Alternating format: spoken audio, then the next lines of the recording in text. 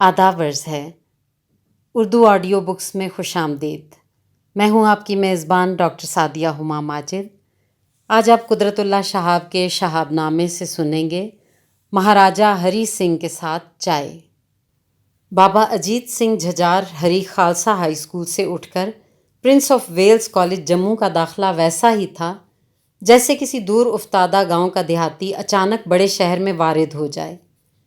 چند روز قدرے بوکھلاہٹ رہی، لیکن جب میں نے بھی دوسروں کی طرح کوٹ پتلون زیب تن کر کے گلے میں ٹائی کا پھندا ڈال لیا تو بڑی آسانی سے ہر کے در کانے نمک رفت نمک شدھ کے محاورے میں ڈھل گیا۔ پتلون پہن کر پہلی بار باہر نکلا تو بڑا حجاب آیا، کیونکہ ہر قدم پر یہی احساس ہوتا تھا کہ میں سڑک پر ننگا ہی چلا آیا ہوں۔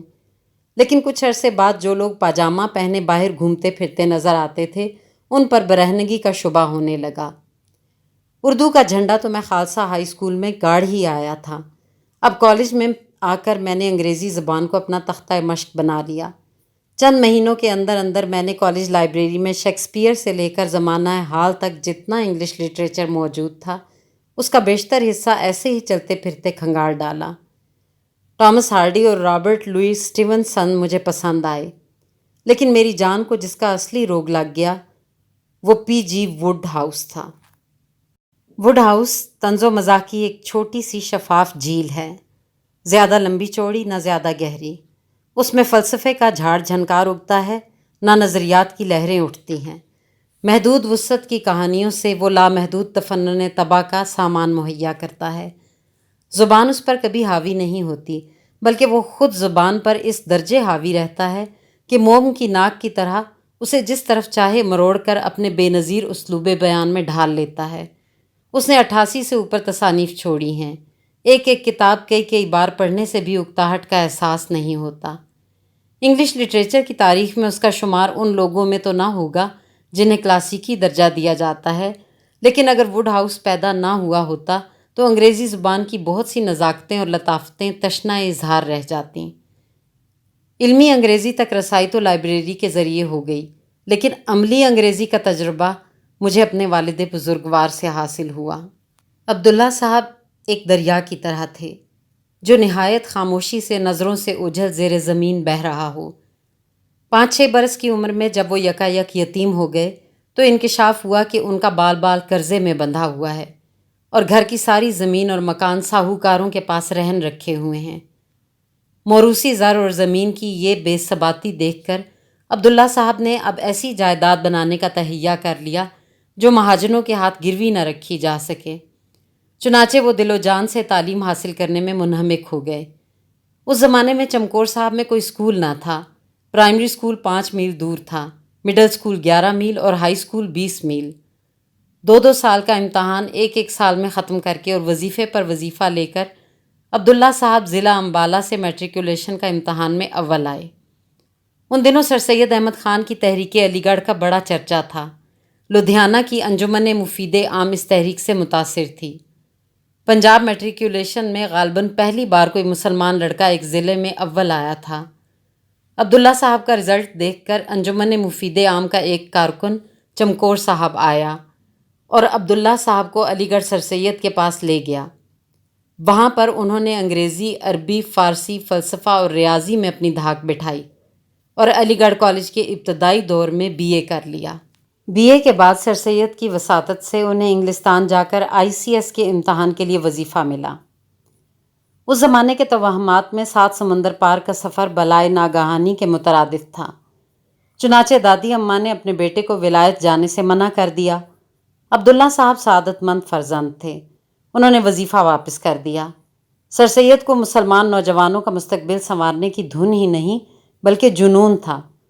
انہوں نے عبداللہ صاحب کو بڑا سمجھایا، بجھایا، ڈرایا، دھمکایا، غصے میں آ کر کچھ پٹائی بھی کی، لیکن ماں کی خواہش کے سامنے وہ ٹس سے مس نہ ہوئے۔ آخر مایوس ہو کر سر سید نے انہیں علی گڑھ سے نکال دیا اور حکم دیا کہ اب وہ عمر بھر اپنی منحوس صورت انہیں نہ دکھائیں اور ایسی جگہ جا کر مریں جہاں کوئی ان کا نام لینے والا نہ ہو۔ عبداللہ صاحب جتنے سعادت مند فرزند تھے اتنے ہی اطاعت گزار شاگرد بھی تھے۔ سر سید کے حکم کی لاج انہوں نے اس طرح رکھی کہ گلگت کے دور افتادہ مقام پر جا کر کلرکی اختیار کر لی ان دنوں چمکور صاحب سے سری نگر کے راستے گلگت پہنچنے کے لیے 20-22 روز لگتے تھے۔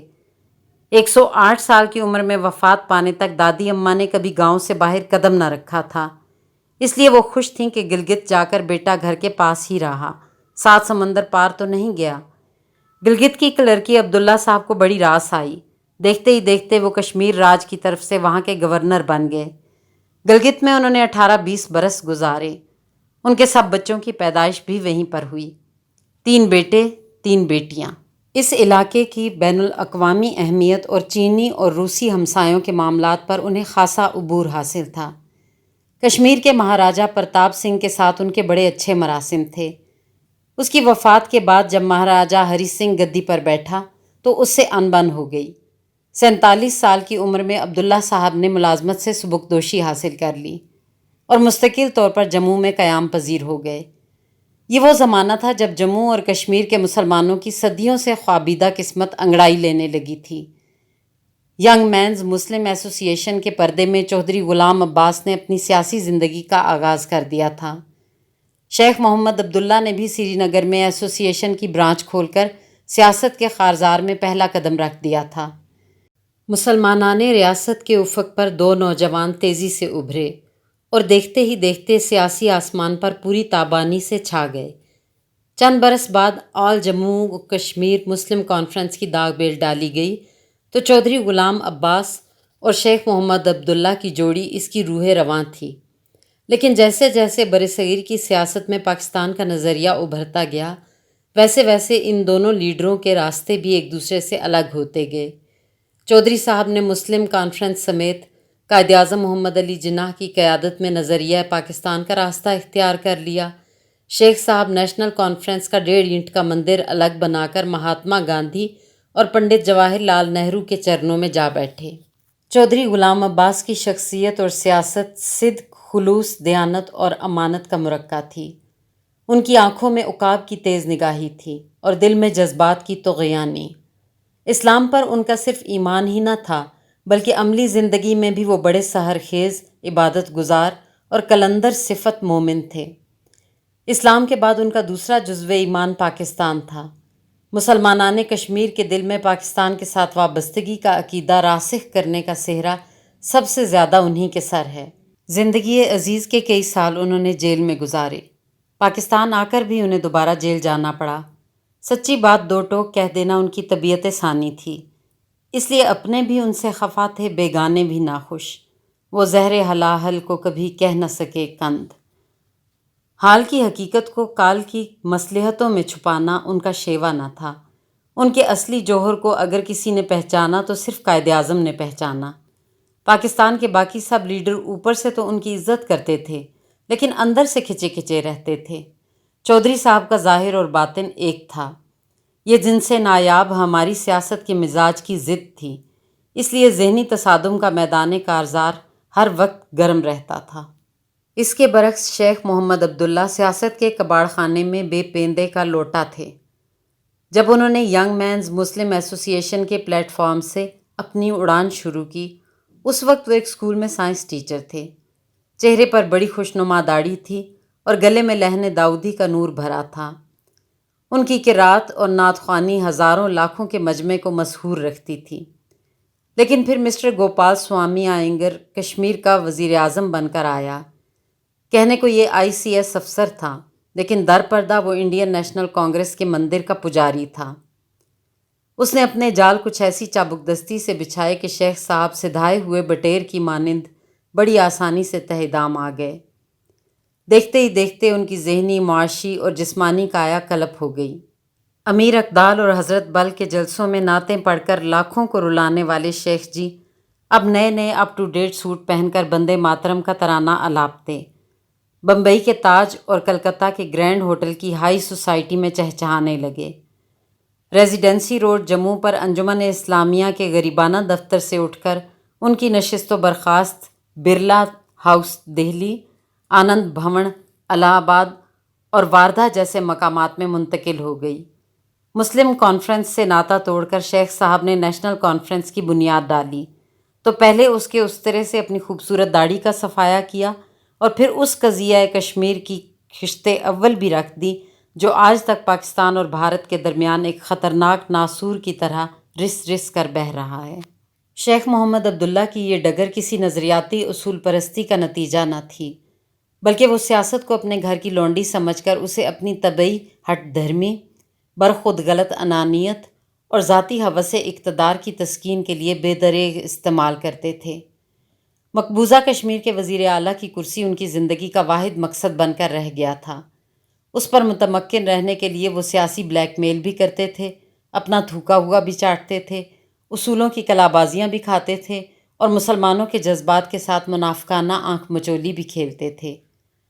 ان کے یار غار پنڈت جواہر لال نہرو نے ان کی گیدڑ بھبکیوں کی کلئی کھولنے کے لیے ان کو کئی برس جیل میں ٹھونسے رکھا، اور شیخ صاحب ان کے حضور بدستور وفاداری کی دم ہلاتے رہے۔ پنڈت نہرو کی بیٹی مسز اندرا گاندھی نے کالی دیوی کا روپ دھار کر آمریت کا ڈور ڈالا تو وہ بھی اس کے فریم میں کھٹاک سے فٹ ہو گئے۔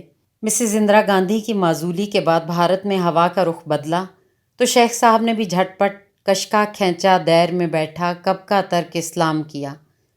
چنانچہ جب جموں کے پہاڑ پر وشنو دیوی کا میلہ منعقد ہوا تو شیخ محمد عبداللہ نے بھی دیوی کی یاترا کے لیے کمر باندھی اور آخری 300 فٹ کا فاصلہ ڈنڈوت کرتے ہوئے پیٹ کے بل زمین پر لیٹ کر رینگتے ہوئے طے کیا۔ دیوی ماتا کے چرن چھوئے اور اس کے پاؤں کا دھون پی کر اپنی وزارت اعلیٰ کو آب حیات کا انجیکشن دیا۔ شیخ صاحب کی سیاست پلاسٹی سین کی ہم صفت تھی۔ ان کے بھارتی آقا جب چاہیں انہیں توڑ مروڑ کر اپنی مرضی کا پتلا بنا لیتے تھے۔ مسلم کانفرنس کے ابتدائی دور میں چودھری غلام عباس اور شیخ محمد عبداللہ والد صاحب کے پاس بڑی کثرت سے آیا کرتے تھے۔ ریاستی مسلمانوں کی زبوں حالی، ان کے حقوق اور مطالبات کے متعلق کبھی مہاراجہ کو میمورینڈم بھیجنا ہوتا تھا، کبھی وزیر اعظم کو، کبھی ریزیڈنٹ کو۔ علامہ اقبال کو باخبر رکھنے کے لیے ان کے نام بھی طویل مراسلے تیار کیے جاتے تھے۔ ہندو مسلم فسادات کی تحقیقات کے لیے مڈلٹن کمیشن مقرر ہوا تو اس کے لیے بھی مسلمانوں کا کیس تیار کرنا ہوتا تھا۔ ریاستی مسلمانوں کی شکایات، مشکلات اور حقوق کا تعین کرنے کے لیے گلانسی کمیشن کا تقرر عمل میں آیا تو اس کو بھی بڑے بڑے میمورینڈم پیش کرنے تھے۔ اس قسم کی سیاسی دستاویزات کی ڈرافٹنگ عبداللہ صاحب کے سپرد ہوتی تھی۔ ملازمت سے سبکدوشی کے بعد عبداللہ صاحب آنریری سیکریٹری کے طور پر انجمن اسلامیہ جموں کا کام بھی سنبھالتے تھے، اور صبح سے شام تک ان کے پاس دور دراز سے آئے ہوئے مسلمان کاشتکاروں اور سرکاری ملازموں کا تانتا بندھا رہتا تھا، جنہوں نے اپنی کسی تکلیف کے سلسلے میں حکومت کے پاس درخواست یا اپیل دائر کرنا ہوتی تھی۔ عبداللہ صاحب بڑی خندہ پیشانی سے انہیں مشورے بھی دیتے تھے اور ان کی درخواستیں اور اپیلیں بھی ڈرافٹ کر دیتے تھے۔ ان کا طریقہ کار یہ تھا کہ دن میں وہ اپنا بستر لپیٹ کر گاؤ تکیے کی طرح سرہانے رکھ لیتے تھے اور بان کی کھری چارپائی پر اس سے ٹیک لگا کر نیم دراز ہو جاتے تھے۔ گرمیوں میں قمیض اتار دیتے تھے اور صرف شلوار پہن کر بیٹھتے تھے۔ ان کی رومی ٹوپی پاس ہی ایک تپائی پر پڑی رہتی تھی۔ جب کبھی ماں جی کمرے میں داخل ہوتی تھیں تو وہ فوراً اپنی ٹوپی اٹھا کر سر پر رکھ لیتے تھے۔ قمیض کے بغیر شلوار اور رومی ٹوپی کا لباس ہمیں عجیب سا نظر آتا تھا، لیکن وہ اسی انداز سے بڑے بڑے لیڈروں سے مل لیتے تھے۔ اسی طرح چارپائی پر بیٹھے بیٹھے کھانا کھا لیتے تھے، چائے پی لیتے تھے اور انگریزی زبان میں نہایت اہم سیاسی، آئینی اور قانونی میمورینڈم لکھاتے جاتے تھے۔ جب انہوں نے کچھ لکھانا ہوتا تھا تو میری طلبی ہوتی تھی۔ میں کاغذ پینسل لے کر پائنتی بیٹھ جاتا تھا۔ وہ بے تکان بولتے جاتے تھے، میں اپنے ہی وضع کردہ شارٹ ہینڈ میں لکھتا جاتا تھا۔ بسا اوقات ایسا بھی ہوا کہ ایک ہی نشست میں 30 40 صفوں کا ڈکٹیشن ہو گیا۔ آئے دن کی یہ ریاضت اپنا رنگ لا کے رہی اور دل ہی دل میں مجھے اپنی انگریزی دانی پر کافی اعتماد ہو گیا۔ میں 3rd ایئر میں پڑھتا تھا کہ لندن سے ایک بین الاقوامی مضمون نویسی کے مقابلے کا اعلان ہوا۔ سب سے چوری چوری میں نے بھی ایک 60 70 صفحات کا مضمون لکھ کر بھیج دیا۔ حسن اتفاق سے پہلا انعام مجھے مل گیا۔ اس بات کا بڑا چرچا ہوا، اخبارات میں تصویریں شائع ہوئیں، برصغیر کے بہت سے ہندو اور مسلمان مشاہیر کے تہنیتی خط اور تار آئے۔ کالج والوں نے چندہ کر کے میری ایک بڑے سائز کی فوٹو فریم کروائی۔ سارے کالج کا جلسہ منعقد ہوا۔ پرنسپل نے صدارت کی، مجھے ان کے ساتھ سٹیج پر بٹھایا گیا۔ چند پروفیسروں نے تعریفی تقریریں کیں اور کافی لمبی چوڑی رسم کے بعد میری تصویر کالج کے ہال میں ایک نہایت نمایاں جگہ آویزاں کر دی گئی۔ پہلے پہلے تو میں کچھ جھیپتا سا رہا، لیکن رفتہ رفتہ انا کی خود پرستی غالب آئی۔ دن میں ایک بار میں ضرور کسی نہ کسی بہانے کالج کے ہال سے گزرتا تھا اور کنکھیوں سے جب اپنی تصویر پر نگاہ غلط انداز ڈالتا تھا تو میرا نفس بے اختیار گول گپے کی طرح پھول جاتا تھا۔ انعام کی مبارکبادی کے 2 خط میری جگہ میرے پرنسپل کو آئے۔ ایک حیدرآباد دکن کے وزیر اعظم سر اکبر حیدری کے پرائیویٹ سیکرٹری کی جانب سے تھا۔ اس میں تحریر تھا کہ سر اکبر حیدری خوش ہو کر مجھے 100 روپے کی کتابیں انعام میں مرحمت فرمانا چاہتے ہیں۔ پرنسپل صاحب اس قیمت کے اندر اندر کتابوں کی فہرست بنا کر بھیج دیں اور ساتھ ہی میرے چال چلن اور ریاستی حکومت کے ساتھ وفاداری کی تصدیق بھی کریں۔ پرنسپل سیوا رام سوری نے مجھے بلا کر میری پسندیدہ کتابوں کے متعلق استفسار کیا۔ انہوں نے میری نیک چلنی اور وفاداری کے متعلق بھی ایک نہایت اچھا سرٹیفکیٹ بنا رکھا تھا، لیکن میں نے یہ انعام قبول کرنے سے انکار کر دیا کیونکہ اس میں انعام کی پیشکش کم اور پولیس انکوائری کا رنگ زیادہ جھلکتا تھا۔ پرنسپل صاحب نے مجھے سمجھایا کہ بے وقوف نہ بنو، مفت میں کچھ اچھی اچھی کتابیں ہاتھ آ جائیں گی۔ جب میں نہ مانا تو تالیف قلب کے طور پر انہوں نے اپنی جیب سے مجھے 25 روپے نقد عطا فرمائے کہ اپنی مرضی کی کتابیں خرید لو۔ 1936 کی بات ہے، تقریباً 1.5 برس بعد جب علامہ اقبال کی زندگی میں پہلا اقبال ڈے منایا گیا تو مجھے بھی اس میں شریک ہونے کی سعادت نصیب ہوئی تھی۔ اس کے بعد یہ چرچا عام ہوا کہ سر اکبر حیدری نے نظام دکن کے توشہ خانے سے انہیں 1000 روپے کا چیک بطور تواضع ارسال کیا تھا۔ علامہ نے سر اکبر حیدری صدر اعظم حیدرآباد دکن کے نام یہ اشعار لکھ کر چیک واپس کر دیا تھا یہ اللہ کا فرماں کہ شکوہ پرویز، 2 قلندر کو کہ ہیں اس میں ملوکانہ صفات، مجھ سے فرمایا کہ لے اور شہنشاہی کر، حسن تدبیر سے دے آنی و فانی کو ثبات، میں تو اس بار امانت کو اٹھاتا سر دوش، کام درویش میں ہر تلخ ہے مانند نبات، غیرت فقر مگر کر نہ سکی اس کو قبول، جب کہا اس نے یہ ہے میری خدائی کی زکوٰۃ۔ اصل وجہ کا تو اب تک وثوق سے کوئی علم نہیں، لیکن عجب نہیں سر اکبر حیدری نے اپنی عادت کے مطابق علامہ اقبال کے چال چلن اور حکومت وقت کے ساتھ وفاداری کی کوئی تصدیق طلب کی ہو۔ پرنسپل کے نام دوسرا خط کشمیر کے مہاراجہ ہری سنگھ کے ADC کی جانب سے تھا۔ اس میں حکم تھا کہ از روئے الطاف خسروانہ ہز ہائنس نے مجھے چائے پر مدعو فرمایا ہے۔ پرنسپل کو ہدایت کی جاتی ہے کہ وہ مجھے سرکار کی حضوری کے آداب سمجھا کر مقرر وقت پر راج محل حاضر ہو جانے کی تاکید کریں۔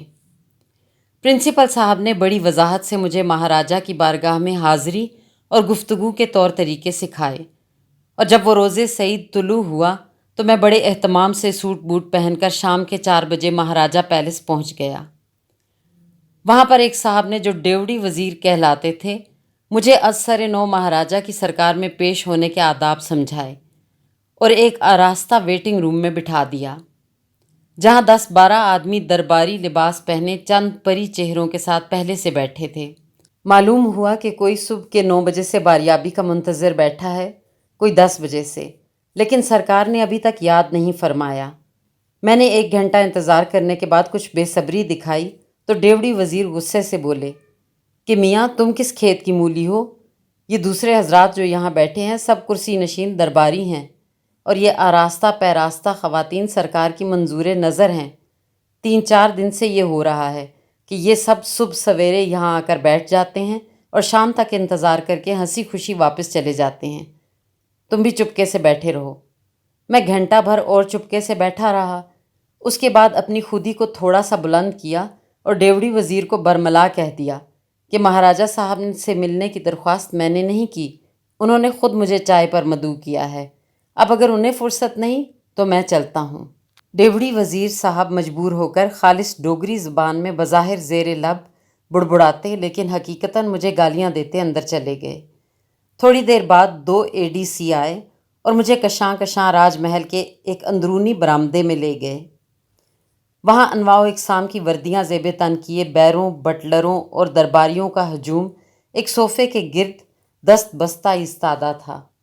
صوفے پر ہز ہائینس راج راجیشور مہاراج ادھیراج شری مہاراجا ہری سنگھ بہادر اندر مہندر سپہرے سلطنت انگلیشیا جی سی آئی ای کے سی وی او نڈھال بھینسے کی طرح اوندھے پڑے تھے۔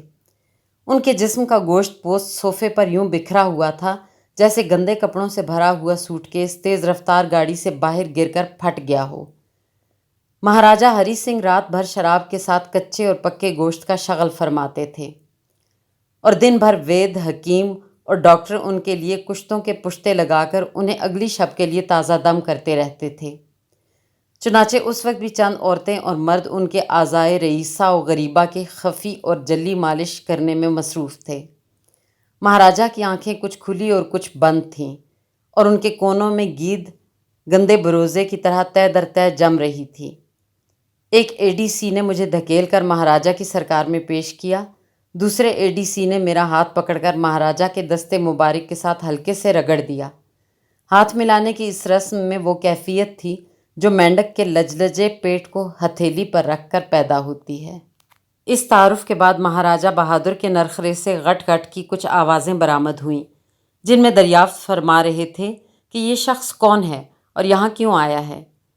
اے ڈی سی نے کمال ادب سے اطلاع دی کہ سرکار یہ وہی شخص ہے جس کے انعام جیتنے کا اخبار میں پڑھ کر حضور نے بطور رعایا پروری اور کرم گستری چائے پر مدعو فرمایا تھا۔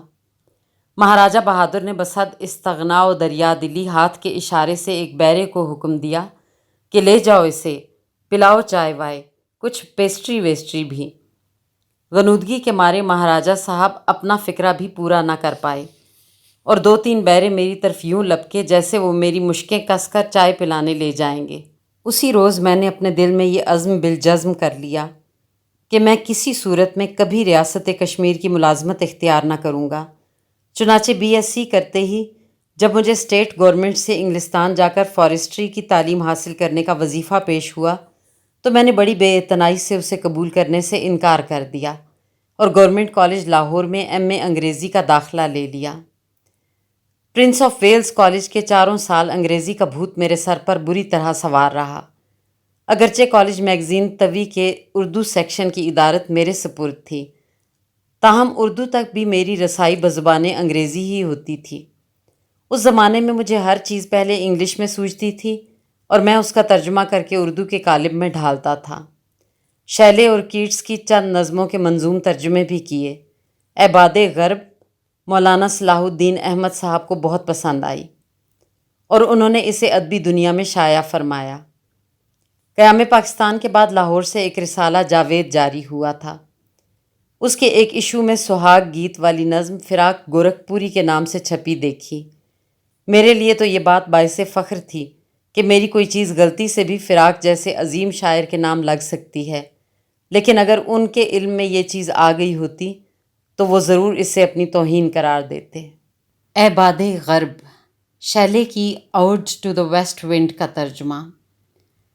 لائی ہے مغربی گھٹا فصل خزاں کا قافلہ، رنج بھی غم بھی خار بھی بادائے بے خمار بھی، تیرے شرارے سوز سے پھول چمن میں جل اٹھے، تیرے ہی نیشے خار سے سینہ گل فگار بھی، تیری حیات میں نہاں مانا کہ ہے خزاں کی جاں، تیری ہی گود میں جواں پلکے ہوئی بہار بھی، پیدا ہوئے تھے برگ و گل ایک ہی رات کے لیے، تو نے دبا کے رکھ لیے تازہ حیات کے لیے، تیرے خرام ناز سے پیدا ایک اضطراب ہے، بحر میں بر میں باغ میں دشت میں کوہسار میں، دامن تار میں نہاں تیرے ہیں لاکھ آندھیاں، جیسے نہاں ہوں بجلیاں گیسوئے تابدار میں، گردش ماہ و سال کو منزل کارواں ہے تو، تیرا اتار رات کی آخری داستاں ہے تو، نالائے جوش تھا خاموش کس نے کیا ہے پرخروش، بحر کی خفتہ موج کو کس نے جگایا خواب سے، زلفیں عروس باغ کی تو نے صبا بکھیر دیں، سینہ آب کو نئے داغ دیے حباب سے، تیری نوائے پر علم، تیری صدائے رنج و غم، تیری ندائے زیر و بم پھیلی ہوئی ہے یم بیم۔ میرا چمن اجڑ گیا باد صبا تو کیا ہوا، تو اور میں تو ایک ہیں درد بھری صفات میں، گیت ہیں ہار جیت کے بھولی ہوئی پریت کے، دونوں کی راگنی ہے غم کارگہے حیات میں۔ میری صدائے ہاؤ ہو لے جا صبا مثال بو، جا کے سنا دے کو بکو عرصۂ کائنات میں۔ رنگے خزاں نے لے لیے باغ میں برگ و بار کے، بلبلے نیم جاں نہ رو آتے ہیں دن بہار کے۔ ادبی دنیا، اپریل 1939۔ سہاگ گیت شیلے کے برائیڈل سانگ سے متاثر ہو کر۔ لڑکے: رات جلا دے جلدی جلدی دیپک مالا تاروں کی تو، بھر بھر تھال لٹا دے موتی جھولی میں گلزاروں کی تو، چاند کی کرنوں کو بن بن کے سندر صورت سیج بچھا دے، دکھ داتا ہے دن کی اگنی سورج دیو کی جوت بجھا دے۔ آ جا سندر سپنوں والی، جھوٹے ہیلے اور بہانے، رات کے گھونگھٹ میں کیا ہوگا ہائے کوئی یہ کیا جانے۔ لڑکیاں: جاری سکھی آکاش کے تارے آج تیرے رکھوالے ہوں گے، سکھ سنگت کی ریت منانے جھوم جھوم متوالے ہوں گے، پریم کی اونچ اور نیچ سے تھک کر پیاری سکھی جب تو سو جائے، سندر سندر کومل کومل ٹھنڈے سپنوں میں کھو جائے، رہ رہ کر یوں ڈرتا ہے من تو اپنی ہے وہ بیگانے، رات کے گھونگھٹ میں کیا ہوگا ہائے کوئی یہ کیا جانے۔ لڑکے: رات کا پل پل بڑھتا جائے، دن کی گھڑیاں سوتی جائیں، اونچے نیچے پربت میں سورج کی کرنیں کھوتی جائیں، کوند کوند کے بجلی جیسے کالی بدلی میں کھو جائے، جیسے کالے بالوں والی ناری بیٹھی بال سکھائے۔ لڑکیاں: جاری سکھی پر تیرا جانا دل ہی نہ مانے دل ہی نہ مانے، رات کے گھونگھٹ میں کیا ہوگا ہائے کوئی یہ کیا جانے۔ سب مل کر: نیند کے ماتے نیند بھلا دیں، پریم کا ساگر جب لہرائے، من کا راگی من مندر میں میٹھی میٹھی تان اڑائے، جیسے من کی پینگ بڑھا کر چنچل آشا جھولا جھولے، یا جیسے رت آئے بسنتی کھیت کھیت میں سرسوں پھولے، روٹھ روٹھ کے بیٹھے کوئی کوئی ڈھونڈے چور بہانے، رات کے گھونگھٹ میں کیا ہوگا ہائے کوئی یہ نہ جانے۔